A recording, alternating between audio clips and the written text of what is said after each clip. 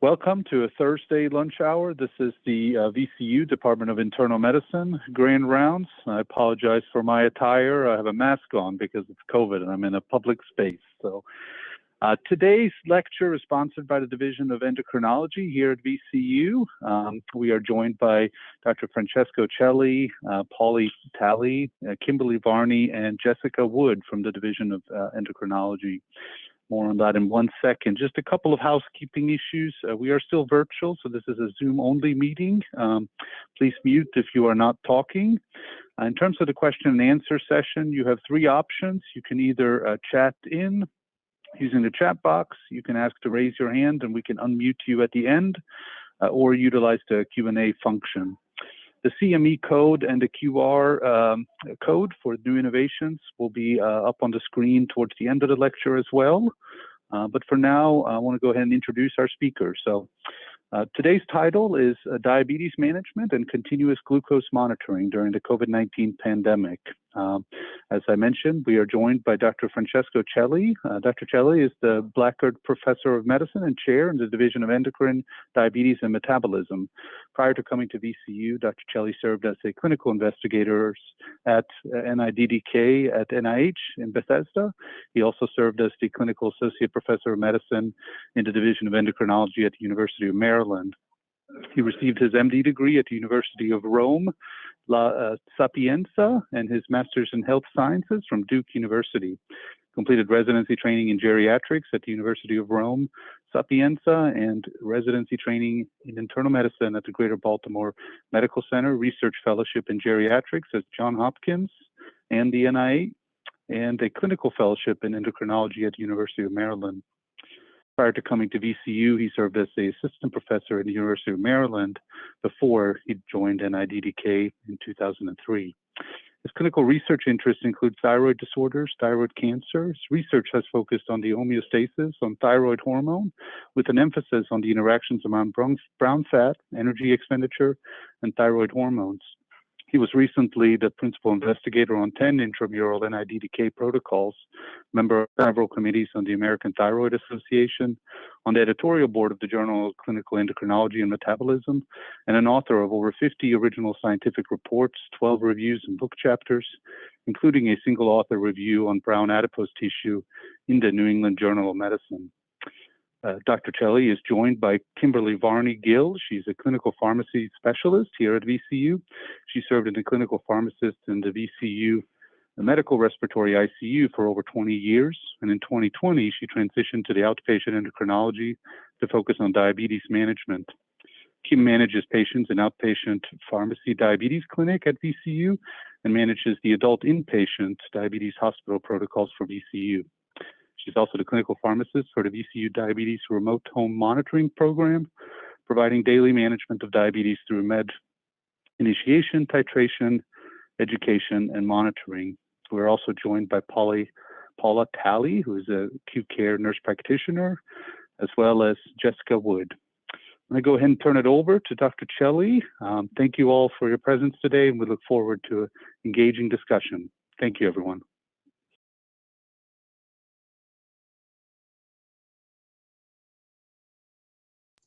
Before anybody tells me, yes, I am muted myself. So good afternoon, everybody. Thank you for the very kind invitation and the introduction. It makes me feel really old, but anyhow. Those are the learning objectives of today's talk, which, by the way, is going to be for an 8-end sonata. So, and I'm pretty happy to have it as a multidisciplinary and just to show how teamwork is important, both in research and in the deployment of care. So those are our learning objectives. And just to set the ground, I'd like to spend a few moments discussing the effects of COVID-19 infection on carbohydrate metabolism and how that translates in terms of challenges in the management of diabetes and hyperglycemia. And I will review a bit continuous glucose monitoring technology and how that relates to inpatient management during COVID-19, and this is a big news, if you want. Also, I would like to discuss briefly our comprehensive approach that led to the use of CGM technology in patients with COVID-19 at VCU Health. And then Paula and Jessica will discuss their findings on the inpatient diabetes management as a team experience, specifically the inpatient diabetes management team. And Kim will discuss the remote home monitoring team experience. And then we'll wrap up the day. So this is obviously way before COVID, but stands true. We are very much concerned as diabetes and as a poor prognostic factor for what happens when a patient is hospitalized. And usually it is looked at as a precondition leading to poor outcome. But this seminal paper demonstrated that not only the state of diabetes, but hyperglycemia in the absence of prior diagnosis of diabetes carry a significant increase in risk during hospitalization. Also note the hockey stick type of curve. In other words, an hypoglycemia will send a patient to discharge via Sanger, which is not good. Also, another piece of information that is important, yes, there is an increased risk of poor outcome, and actually we're talking mortality here, in patients with diabetes, the worse control, but it is even much more significant in patients who do not have diabetes. So the take-home message here is that glucose management is important, and glucose derangement is dangerous irrespective whether the patient has diabetes or not. And that relates very well as COVID-19. Yes, most of a good part of the patients who are hospitalized are often affected by type 2 diabetes and obesity. And I don't need to preach too much the effects of the acute respiratory changes and severe inflammatory response on insulin sensitivity. Another major challenge that we faced during the beginning of the pandemic, and we're getting used to, it's the incredibly rapid changes in patient status, both for the worse and for the better.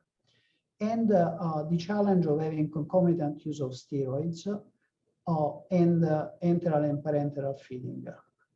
So this is a major challenge from the diabetes management standpoint. And on top of that, there is an obvious need of limiting physical interaction and the reduction of PPEs. Patients are also sick for a long time and they have a tough convalescent period. So just a few data on what happens in patients with diabetes when they're admitted for COVID-19. In general, the patients who are euglycemic tend to have a better outcome. Of course, this is those are censored data, so we really should focus on the first couple of weeks of hospitalization. And there is also some degree of dosage of glycemia. In other words, patients who are the best control have the best outcome, and vice versa. Also, this is another study that shows the association between type 2 diabetes, obesity in hospital mortality. And those are the three major drivers of poor hospital outcomes, so admission to the ICU, mechanical ventilation and death, and patients with diabetes tend to fare worse. And also, when you look across BMI categories, the same rings true for all the various categories. So type 2 diabetes and obesity are pretty dangerous combo, as we all know, unfortunately. This is from the New England Journal of Medicine, a very large series that shows just the confidence interval and the risk of having diabetes in terms of mortality. Interestingly, when this group looked on a multivariate analysis, the diabetes status per se at diagnosis was not holding as independent variable. But I mean, we have good evidence that diabetes is not found in COVID-19. So what are the, sorry, what are the challenges from the diabetes management of patients with COVID-19? Again, there is an extreme instability in the patient status, and we need to consider the effects of an inflammatory response on insulin sensitivity with an immense change in the state of response to insulin. So we see patients on an insulin drip of massive dose of insulin in the orders of 8, 10, 15 units per hour, which is out of the universe. On top of that, to make our life easier, then we add a boatload of steroids, and then we need to add the nutrition support. And in this environment, we have major difficulties in monitoring and deciding whether to go on insulin infusion or not, and how to monitor safely the administration of insulin, particularly at these doses where it's dangerous in general, and in this environment, it's really scary. So our colleagues in the ICU mastered the ability of moving all the pumps outside, which is impressive and works well, but you still need to get blood glucose, particularly if you're on insulin drip or if you're in a complex multiple daily injection regimen. So now we take a trip on memory lane on how to measure glucose. 1908 is the original demonstration of the Benedict reaction by adding the copper and putting a flame under the urine. You can have a colorimetric measurement of glucose.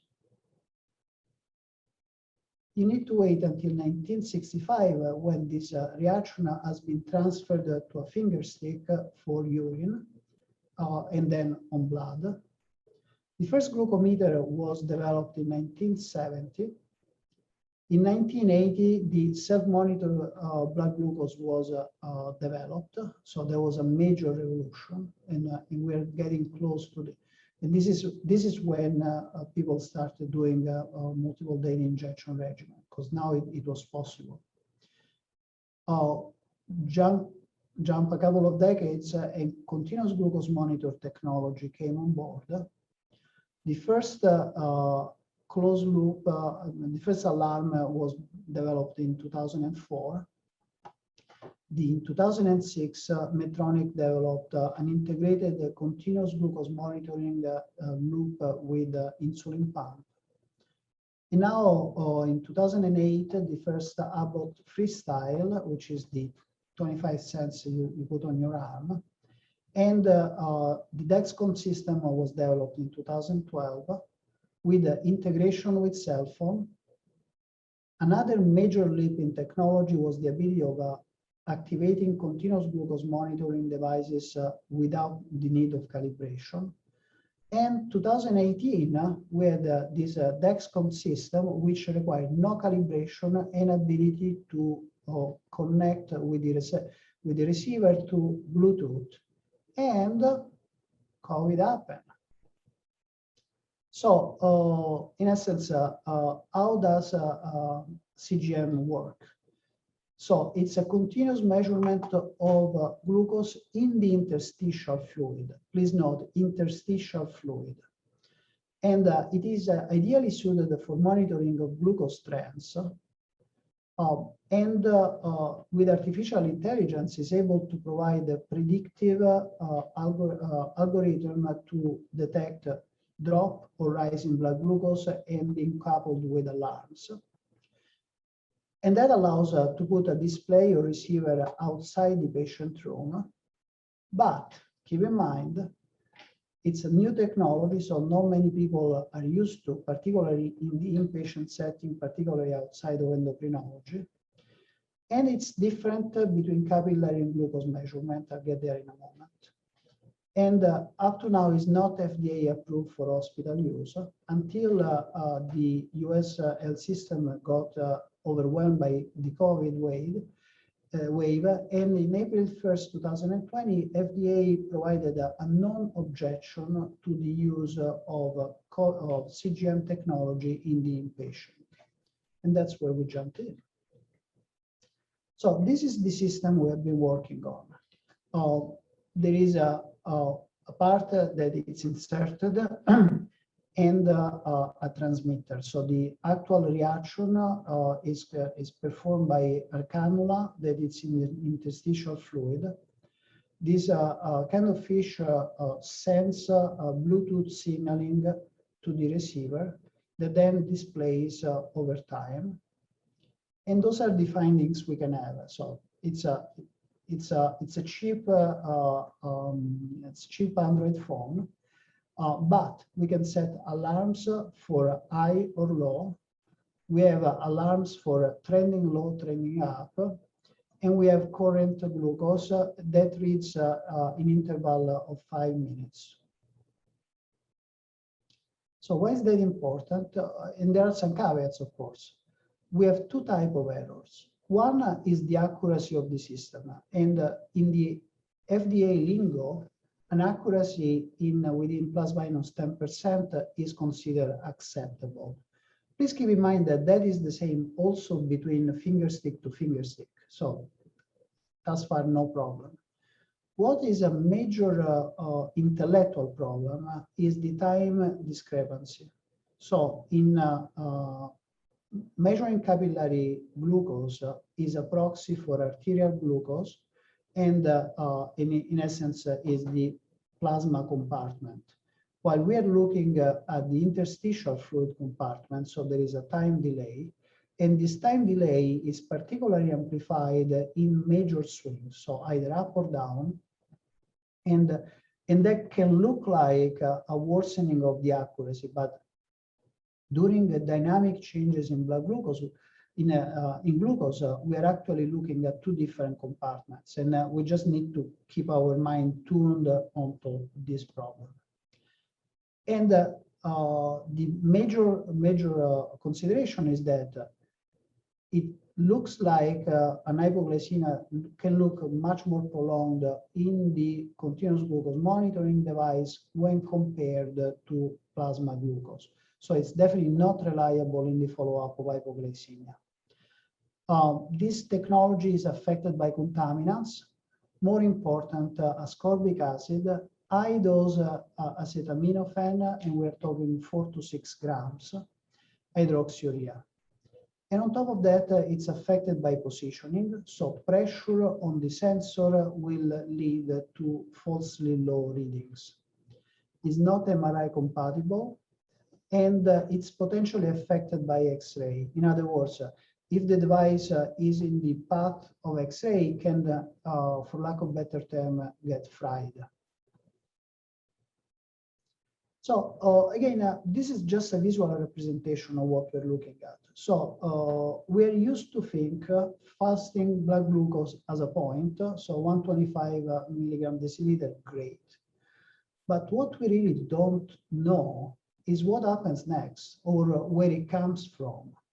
So one thing that I would like to remind everybody, this is a continuous variable, both in terms of value and time. So in essence, it's a vector.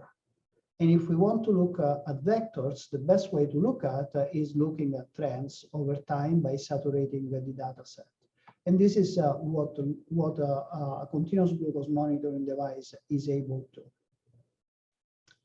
So fast forward, this is the VCUL story. We started in the non-critical care setting, so NORT9 and CCH3 on the non-critical care side. And the goal was primarily to reduce personal exposure and PPE use. We started with a display located outside of the patient room, but, and that's something that is probably not clear, we as endocrinology team, we have a cloud access to all the CGMs that we deploy. So in essence, we can see them from our desktop. Our initial exclusion criteria were patients were ventilated, on pressors, and on continuous glucose insulin infusion. Then Delta came, and we had a very nice conversation with our colleagues in the critical care team, and we say, well, let's give it a shot. Let's be very, very conservative. Let's see what happens in critical care. And so we started the deployment in the critical care CCH3 and CCH4, and we tested the water for the use in patients with continuous insulin infusion. And then I've done the talk, I talked too much. Now let's have people that really do the job telling the story. And it's a real pleasure to introduce two of our fantastic APPs that make things happening. Paula?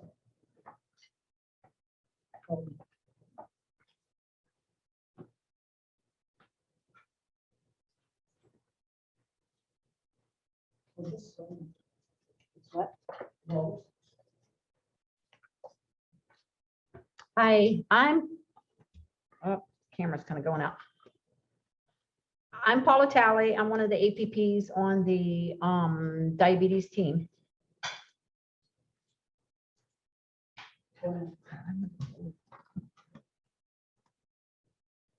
Okay, sorry. Apparently, I don't know how to use. Is it this one? Yeah. We have 4 inpatient APPs currently on our team and 1 outpatient APP, and we primarily focus on diabetes management. Okay, so looking at the program, our first application of a CGM was in September of last year on North 9 initially. Since that time, we have placed 48 patients on devices to date, 56% of which were male, ranging in age from 26 to 78. 98% of those patients had a diagnosis of diabetes, 92% of which were type 2. Overall average A1C was 9.7 plus or minus 2.3%. And you can see when we were able to roll out into the ICU, predominantly our patients have been the ICU patients, which are on pressors, ventilated, insulin drips. Only 16 patients were on North 9 once we were able to roll it forward. Average use of CGM was 9.5 average days, 46% of which were on basal bolus regimen.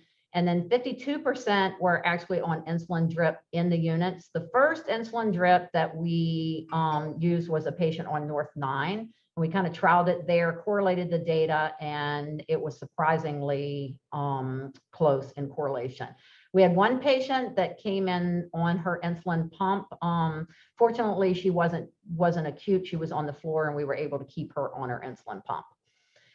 Looking at disposition of these patients, 54% of our patients were able to discharge to home. We later on started discharging patients with CGM in place. To date, we've only had 6% of the patient population because of the exclusion criteria for patients needing to be able to replace the devices and have home internet, et cetera. And Kim will talk about that a little bit more. Unfortunately, due to the severity of the Delta variant, we had 29% of our patients that are deceased at this point, and a small percentage actually went to SNF or inpatient rehab. We currently have 4 patients with CGM in place at the beginning of the week. Of course, that is a ever-moving target. I'm getting ready to place a unit after I finish this talk. Looking at results of our days of having CGM in place, there were 428 total days, which encompasses 10,272 hours of recording. And of course, we had patients average on the device 9.5 days with plus or minus 6.9 days. Average glucose was 211, plus or minus 62.7 milligrams per deciliter. And looking at primarily what we're trying to avoid in this patient population is extreme hyperglycemia, but more importantly, hypoglycemia. And with the device in place, of the 48 patients, we only had 42 individual hypoglycemic events that encompass 16 patients of that group. Looking at the hours of hypoglycemia, bearing in mind that for a hypoglycemic event, the device itself may record hypoglycemia for a longer period. We had 35.5 total hours where the patient was between 50 and 70, and 8.67 hours of severe hypoglycemia where their glucose was less than 50. 52% of these events were on basal bolus regimen. But in looking at the data across the entire population of CGM patients where their BG was less than 70, so we loop those into the same cohort, we had an incident of 0.4%. Where that is really significant, we looked at the VCU in-hospital prevalence of severe hypoglycemia, which is less than 50, and 4.4% of patients fell within that. So that appears to be a pretty significant reduction by using the CGM technology. If you calculate it out, it's actually like a 90% improvement. So what are the benefits of this technology? It provides continuous real-time data. Although it is, the data comes through every 5 minutes, you're able to see a continuous tracing, so you can look at overall trends.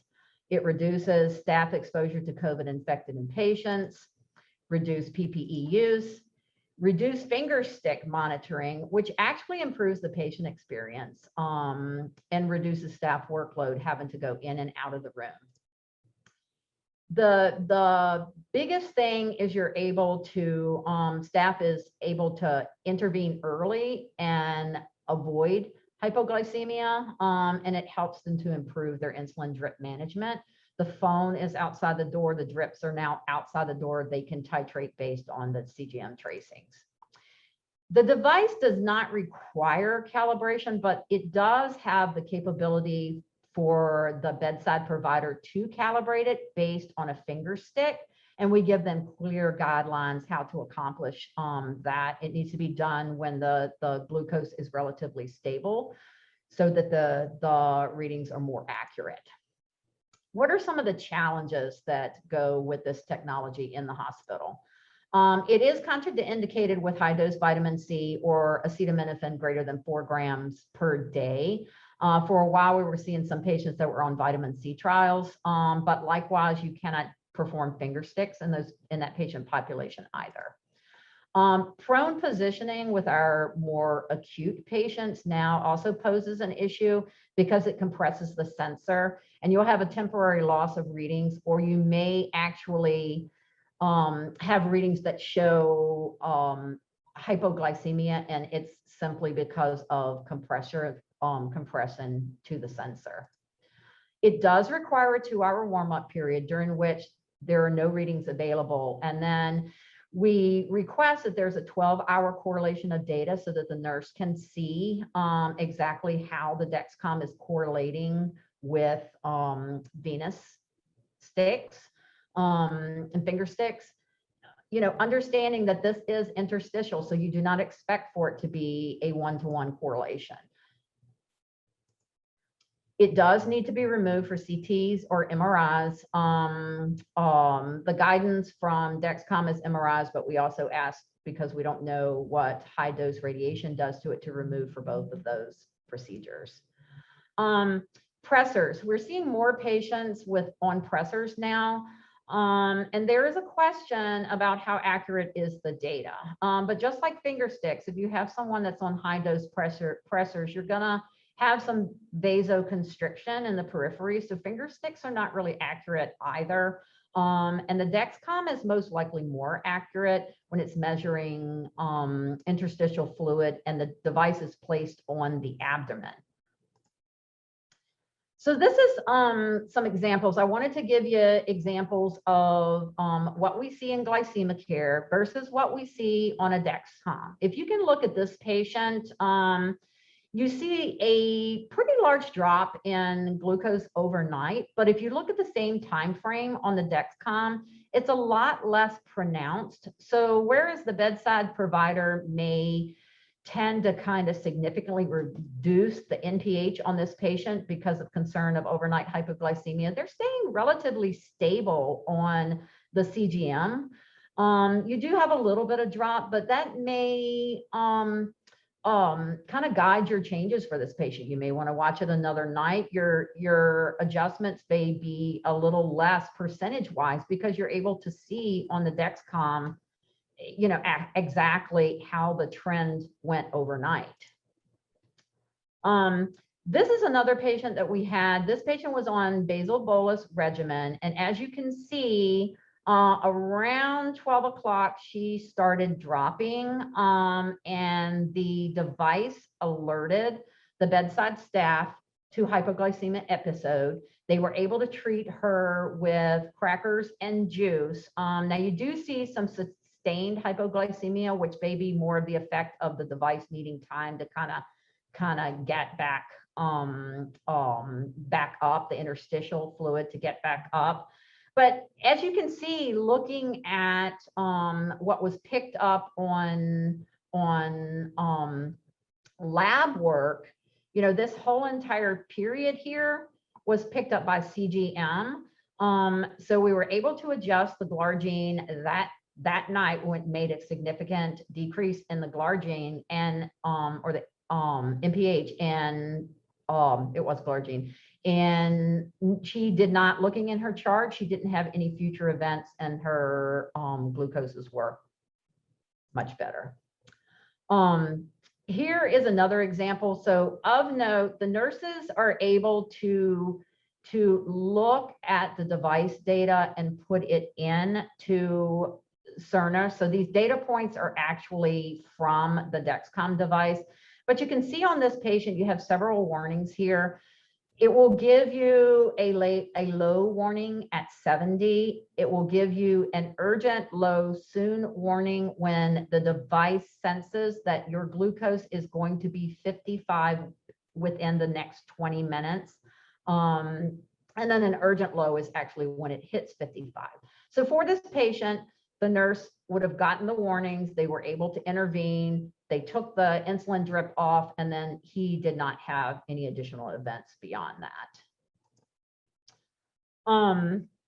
Here is a patient. This was our first patient that went home with a Dexcom in place. So his regimen in the hospital, he looked good on the device. And this was the first day that he actually, full day that he was home. And you can see he had some lows overnight and then lows again in the afternoon.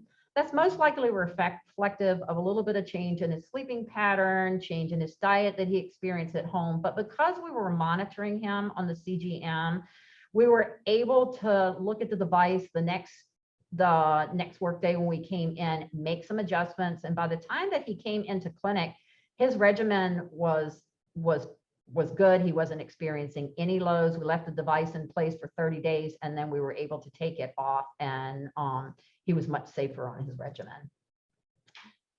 Here is an example, just a visual representation of actually what steroids do to your blood sugar. So you can see on this patient, he's also on tube feeding. So, but you can see the profound effect of dexamethasone on what it does to the blood sugars. I mean, he went up into the 480s. So having this device available actually gives us a little bit better representation of the effects of steroids and informs the insulin adjustments. So it's actually shortening hyperglycemia periods overall, and we're able to get a better regimen in place much more quickly.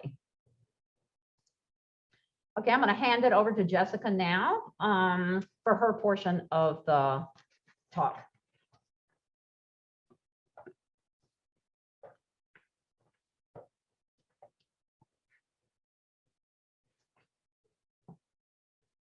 My name is Jessica Wood, and I'm one of the nurse practitioners with the endocrine team. So not only did we want to look at the technical data, but we also wanted to assess how nursing felt about this technology, since they're the ones that are using it day in and day out.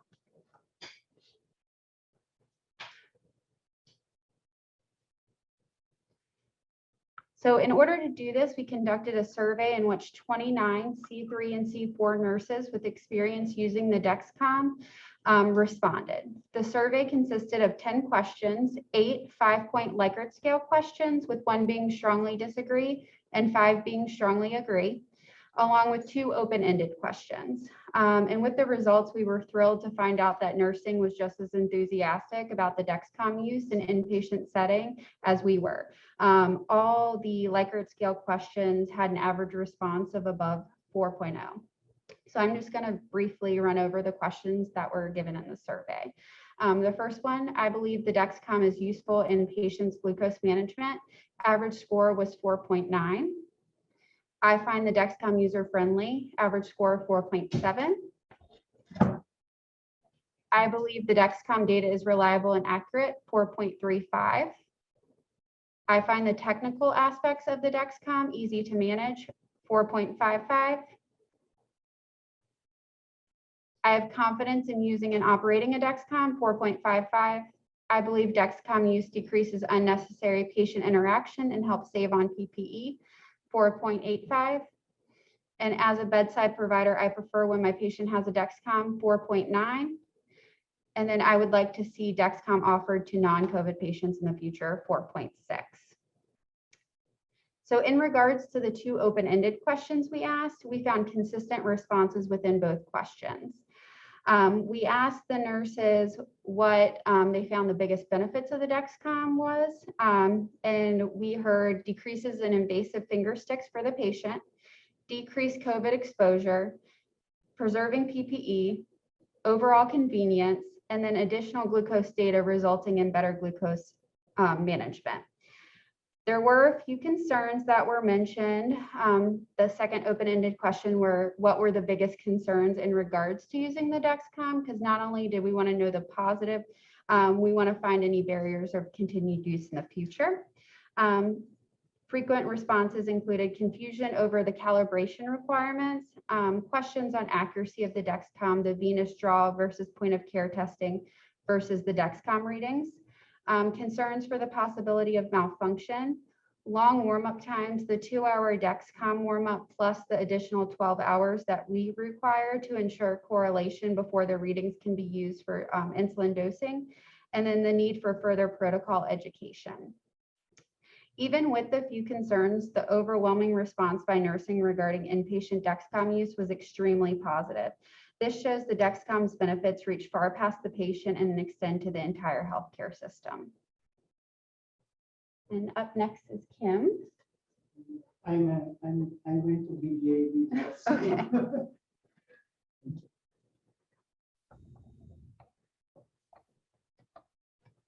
So thank you, Jessica. We're bringing the cloud to the extreme because Kim is in an undisclosed location finishing her EPIC training. So I will be the AV person and Kim, take it from there. Thank you, Dr. Celi. Give me a thumbs up if you can hear me. Okay, perfect. Yes, I apologize. I can't be with the rest of my team over there in Sanger. I am smack in the middle of EPIC training on 7th and Franklin. So if I look a little dazed and confused, I apologize. Okay, so yes, I'm the clinical pharmacist for the endocrine division. I'm happy to be with you today. One of my clinical duties that I perform for the division is taking care of our remote home monitoring patients and their diabetes management. So I'm going to take just a few minutes today to run through the structure of our program. And we do have some outcomes data or some data to show you from our program. Next slide, please, Dr. Celi.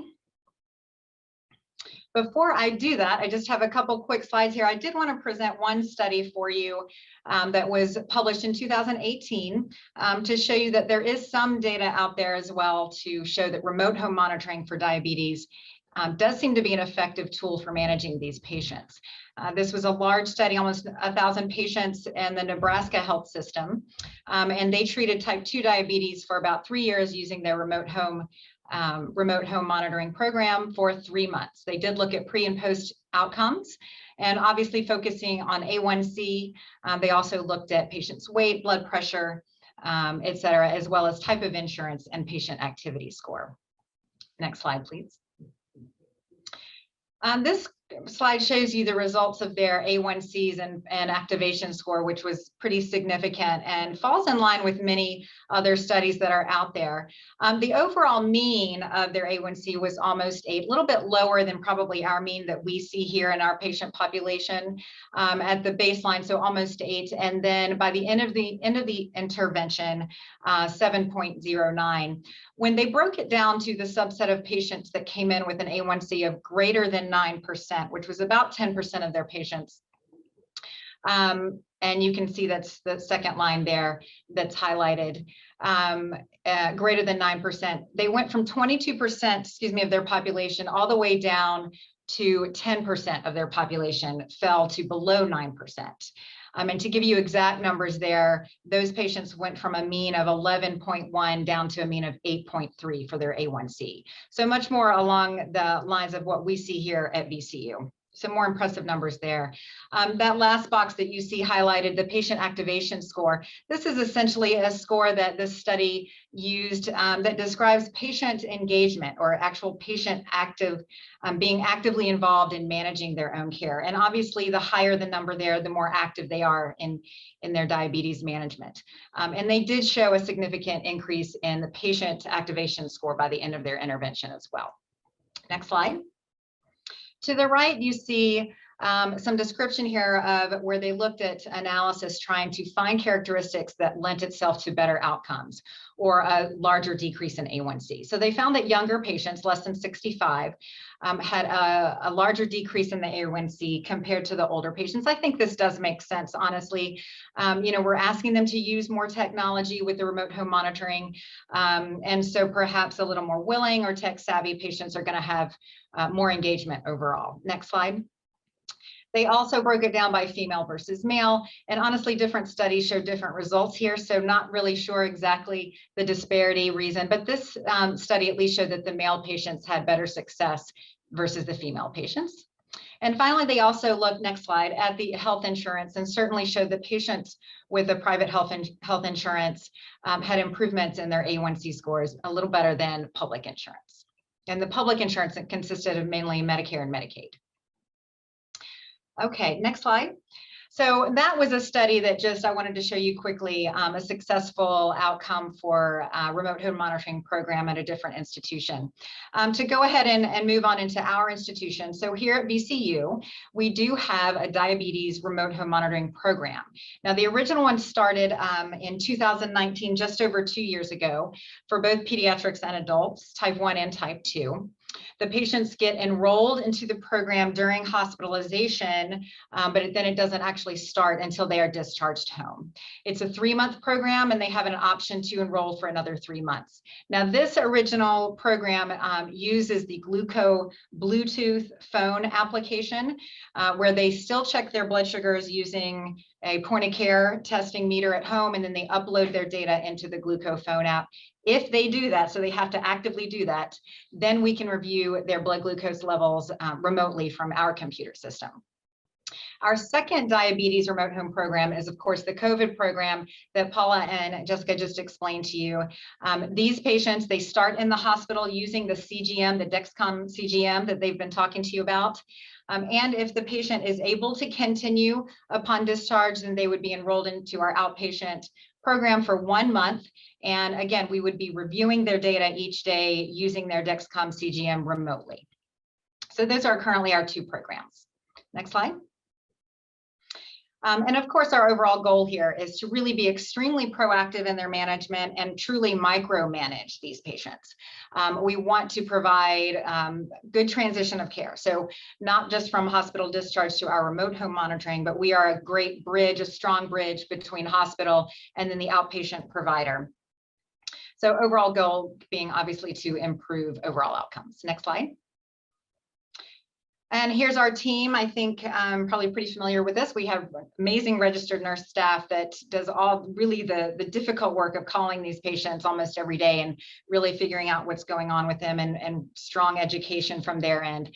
I'm the clinical pharmacist on the team. We have Dr. Trang Lee as our physician champion and other administrators as well. And then of course, you've met a lot of our COVID diabetes research team with the nurse practitioners, inpatient, and then myself on the outpatient side. Next slide. Now for the typical workflow, how does our remote home monitoring work? I think it's probably what you have already seen in the chart notes with some of our other RHM programs. We review all the data remotely, and it does require, at least with the original program, it requires patient engagement and active uploading of their data. If they do that, then we can review their blood glucose levels every day. The nurse will call the patient if there is what looks like a problem, either lows or highs. Call the patient, try and talk to them, figure out what's going on, try and troubleshoot from the nursing end first. Also providing counseling on medication adherence and diet and exercise. And basically what we're trying to do in that original 3 months and maybe 6 months is get them geared up and prepared to go out on their own, be confident to manage their own diabetes, and just be a strong self-advocate for their disease state. And then number 2 there, if the care needs to be escalated, if the nurse is not able to troubleshoot, or if he or she feels that medications need to be changed, then the care gets escalated to myself. And we actually do medication titrations up to twice a week. So we really do micromanage these people because we are able to see what the results each day. So we feel safe to do that, and therefore, again, increase our outcome results. Next slide.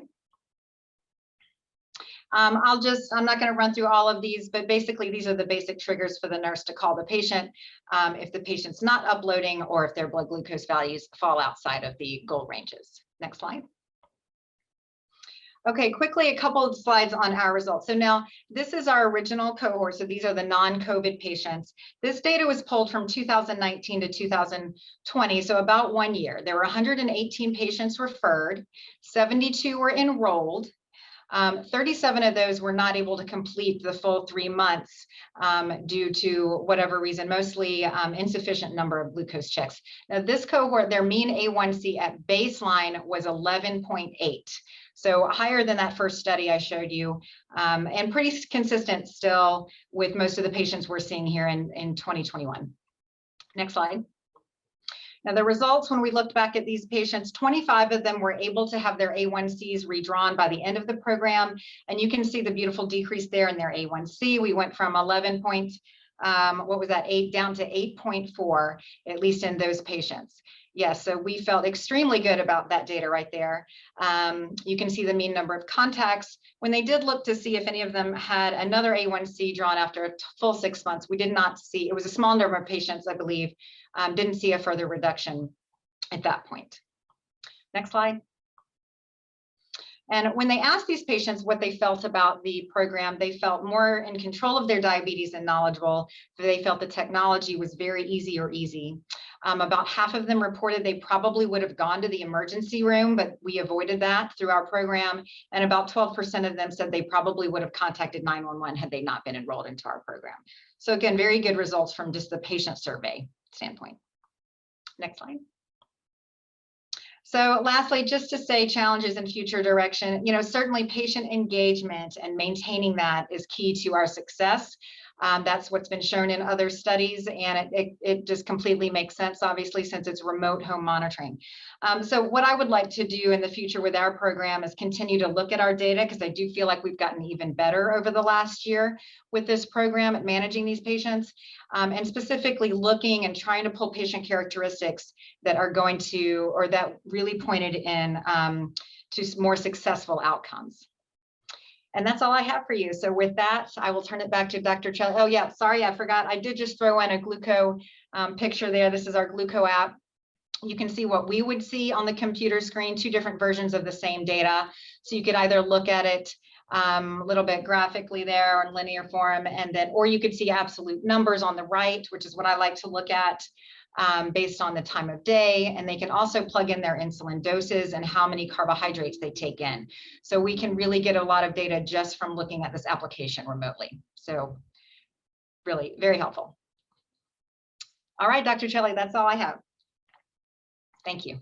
Thank you, Kim. The last couple of slides to wrap up.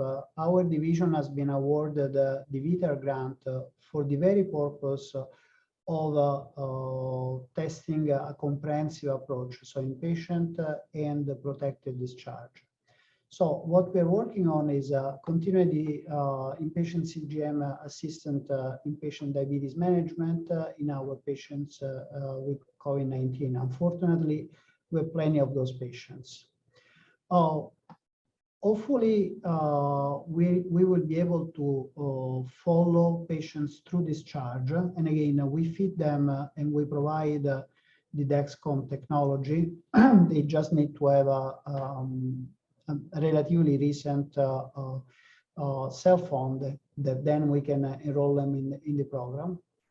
And then we want to perform a retrospective case control analysis. So we have two cohorts we want to compare with. One is COVID-19 patients matched for comorbidities, not receiving CGM assistant diabetes management. And then patients with, again, comparable in terms of comorbidities, but not with COVID-19. And again, see how we did. In this case, in essence, what we will remove is the physical separation. Jessica gave us a taste of what qualitative research can do and what type of information we can get, and we really want to expand and get to close to saturation in terms of open-ended questions, etc. Although we feel pretty strongly about. And in conclusion, what we learned is that CGM assisted inpatient diabetes management is a safe and effective approach for treating patients with diabetes and COVID-19. The technology has been successfully deployed in critically ill patients, so we were able to push the envelope and do that in safety. The alarm for trends allow a proactive management of hypoglycemia or hyperglycemia, if that's the case. And the CGM technology has been very positively received by the clinical staff. There is a need of continuous education, particularly on the differences between CGM and capillary glucose measurements, so that there is no insecurity or questions of what's going on. CGM technology lends itself beautifully to remote monitoring, and we really want to push it to the extreme here. And just looking forward, we can expect a diffuse implementation of CGM technology in patient diabetes management well beyond COVID-19. So in essence, the goal is going from year to year, hopefully not getting to year.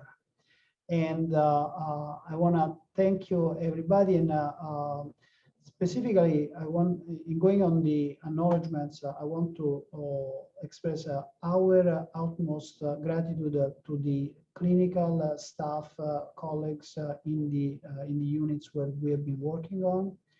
Amber Spain is our diabetes manager, and she's just amazing. Trang Lee is my partner in crime in this grant. Of course, all our colleagues and the inpatient diabetes educators. Kyla is our latest recruit in the division, and she helped us in gathering the data. One thank to Catherine Mayer, who was our nurse practitioner that started this project, and she did the original education to the nursing staff. Dr. Lanning encouraged us to go forward, and of course, Peter. And questions?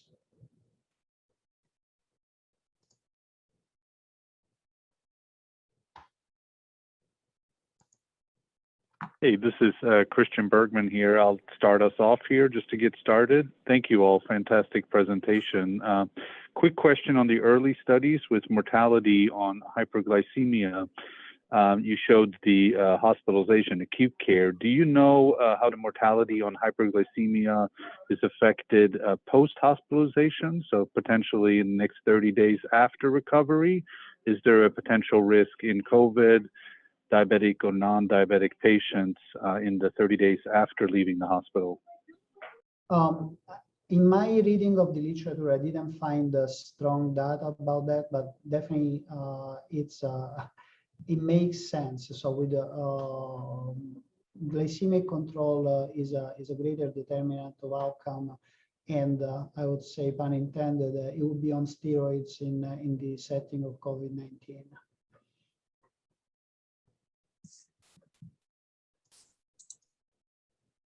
We had one question in the Q&A session here. On one slide, you had a patient on steroids. Was that IV or PO? I think that was back to Paula's slides when she was discussing the inpatient use of the CGM. She had a slide that showed steroids. It was 4 milligram of Dex IV. But it's and if I can give a plug in the general in the power plants for diabetes management, there is a provision for management of diabetes in patients receiving steroids. So we got you covered, and it's getting even easier in EPIC, hopefully.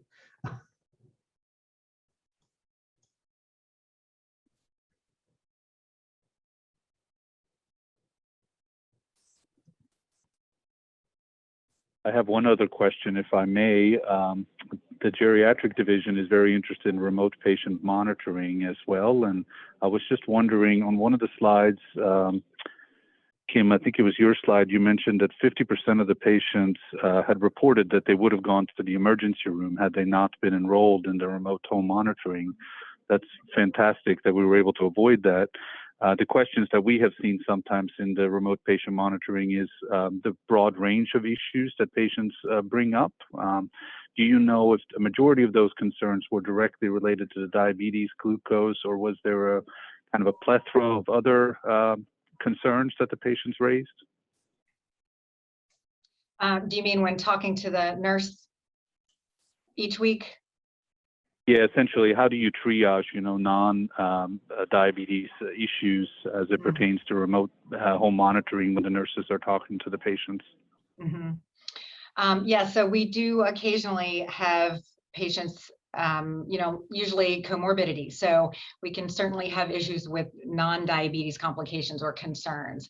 The nurse that we have, they're excellent. They're very quick to escalate if there are any non-diabetes questions that come across.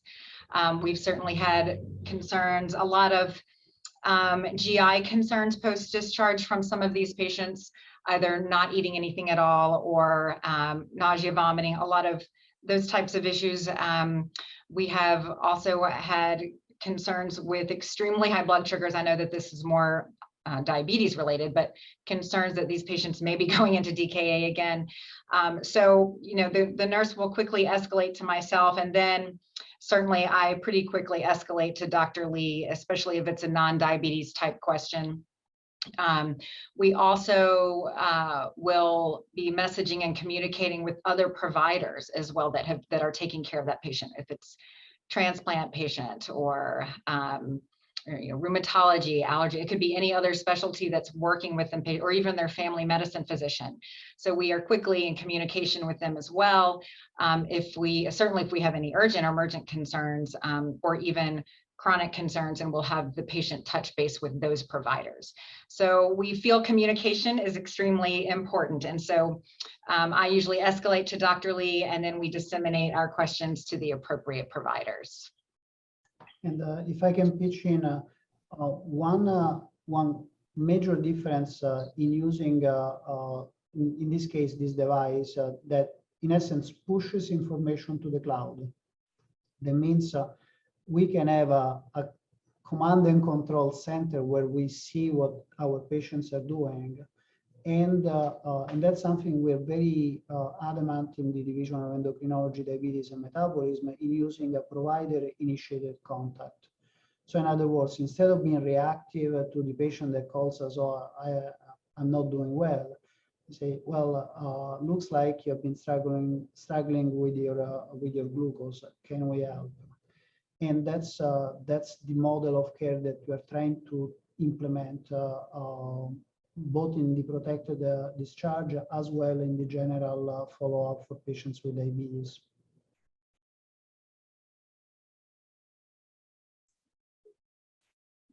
And I got a question on the chat about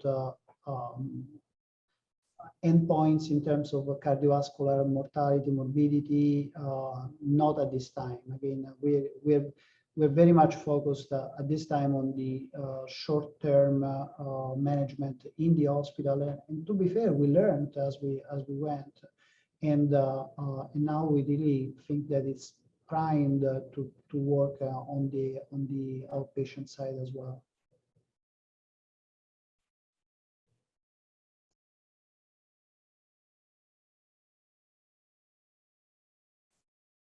Can I just make a comment? I just want to congratulate your entire team. I think this is a beautiful example of interdisciplinary, top-notch patient care, and you've turned it into some scholarship. So I was texting Dr. Celi, and I'm looking forward to the publication. I think you guys have got some great data that we should share, and I really congratulate you for working as a team, and delighted that everyone came to Grand Rounds to share this kind of interdisciplinary, power to force that you've put together. So thank you. Thank you, Dr. Simon. Thank you on behalf of my colleagues that they really did the job. I just have the grandiose ideas, but they make it work. So that's the beauty. Thank you all. Thank you so much. Thank you, Dr. Celi, Paula, Kim, and Jessica from the Division of Endocrine Metabolism and Nutrition. Thank you, guys. We appreciate it. And just a reminder, the CME code is on the screen, and we can share the New Innovations QR code as well. But thank you to all of our speakers, and thank you for all of our attendees for listening. Thank you so much. Have a good rest of the day.